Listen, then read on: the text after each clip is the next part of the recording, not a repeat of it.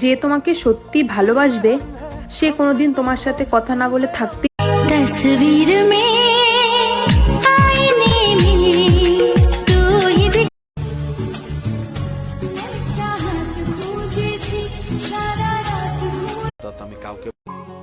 লাইফে এমন একজন মানুষ পেয়েছি, সে শুধু ভালোবাসতে না, বিশ্বাস করো তুমি কেঁদেও কুল পেতে না যদি তোমার করা ব্যবহার আমি তোমার সাথে করতাম।